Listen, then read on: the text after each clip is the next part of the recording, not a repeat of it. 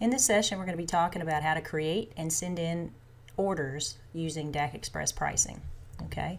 After it's installed, you'll notice the icon on the desktop. You double click it to open it up and it takes you to this main screen here. Let's see. Takes you to the main screen where we're ready to create some orders and send things in. Now, if it's the first time you've opened it for the day, you're probably going to want to update your files. Having updated files is pretty critical because if you don't have an internet connection in your remote location, it uses these files to create, to create the order. So you want up-to-date information. Every morning I would suggest just clicking the Update All button, and if you want to use pricing, go ahead and uncheck this, click Update All, and wait until the files get updated. It doesn't take long to do. So if it becomes a habit, it's probably a good habit to get into. When you are ready to create a new order, this is actually a sales rep install. So let's say the sales rep has gone to the first location that he's going for the day. He'll just go in, he'll create a new order. He'll select a customer from a drop-down list if he wants to. These are actually customers that are assigned to him. So he can select one of these customers. He could actually start scanning the product in. If he wanted to, he could enter the quantity as well. If you wanted some audio feedback to know how much is being added to the order, you could turn the audio feedback on. This is be beneficial if he's has the device away from the actually scanning device. So if it's sitting on a table somewhere, and you could see here that it basically let him know that 3 were added. If he accidentally scanned something that had already been on an order,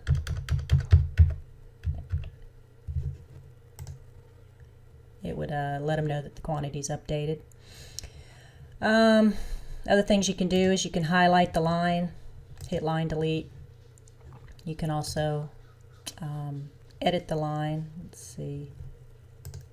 By clicking on the quantity, you can change the quantity easily this way. You can click on the unit of measure to change the unit of measure. Now in this case, you can see that it brings up the unit of measure screen here, but only unit 2 is sellable, so you don't get an option to change it. If there were other units available for sale, you would be able to select from a list right here. So we're going to go ahead and hit cancel on that. Let's see, other things you can do. If you're in tablet mode, you can do the 10 key to where you can just start typing.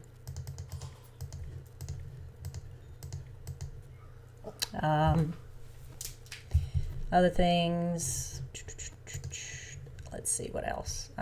Other ways to get items on the order. You could go to the Lines tab, you could hit the category, you can select from the category that you want and hit product search. Now this is going to bring up all the products in that category. So this is tobacco. You just simply click on it to add, click on it again to add to. When you hit save to order, you can move to the next category. You see currently what's on hand. These values are as of when the file was created, so these are of the previous night for the most part. So basically when you see a negative number like this, you may want to call your host to make sure that they do have these items in stock. In this case, we're just going to go ahead and add a few more things to the order, save it, move on. So quick way to get things to the order, get things on the order, and we can exit when we're done with that. Other things you can do is if you wanted to search by sales class, you could certainly pick the sales class and do the same thing as you did, or product class, or even product heading. Okay. Another thing is customer history. When you see this, it kind of brings up a similar screen, but it's only products that this customer has bought in the past, and it lets you know the average. So if you wanted to say, okay, boom, just give me the average, save to order, move on. Give me the average, save to order, move on. So that's another good way to get things on the order. You can also do the min and the max. So, the average is shown, the min and the max may be different than the average. Obviously, you do the minimum there. Appears to be the same right here in this particular instance, but you do have the ability to do all that.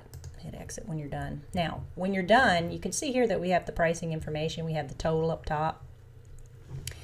And when we're ready to send in, we could actually hit save and then exit. And now anything in this current orders screen is orders that have not been sent into DAC yet, that are waiting to be sent in. So if at this store the sales rep has an internet connection, they can send it in right now. But in this instance, let's just pretend that they don't have an internet connection. So they're just going to leave that order in there, close it out, head to the next location, create a new order for a new salesman, or for a new customer, the next customer that they're located at. Go ahead and add some lines to that based on the history. One thing I didn't talk about is, let's say I accidentally added one more than I wanted. I could just double click on it to subtract. Hit save to order, move on to the next. Let's go with the average, save to order, next, exit. In this case, I'm going to show you one other thing. The DAC office reports give you the ability to look at order guides. You can print this out for the customer if it's something they want. You can actually use that to scan the products that they want if that's something that you need to do. Other things you can do is work off a hot list. So hot lists are items that you create in DAC, and specials that maybe are going on through the system that you can simply add to the order this way. If you wanted to expand this out, see what we're dealing with, you could do that too. So again, these are just specials that are running right now. When they expire in DAC, they won't show up here. So again, it's an easy way to get things on there. Now in this case, we have a pricing situation here where it's not showing prices. So that happens occasionally because the price file gets so big that if this customer hasn't ordered from you in the past, I don't know, maybe I think it might be 6 weeks, 4 weeks, I don't know, I can't remember what it is exactly, that they won't show up in the pricing file. So that's just one of those things that you're going to have to be aware of. Now that we're creating and sending in the order for them, tomorrow they're going to show up with pricing. It's just basically a way to keep the pricing file small as possible and hopefully give you what you need. So we're going to hit save and then exit. So now we have 2 orders out there, and at this location there is an internet connection that can be used. So what we're going to do is just make sure that both of these are selected, and we'll hit send in order. And this will get these orders sent in to DAC at the same time. So this is how a salesman would use DAC Express to send in orders. So hopefully that makes a lot of sense to you. And there's a lot of new functionality here.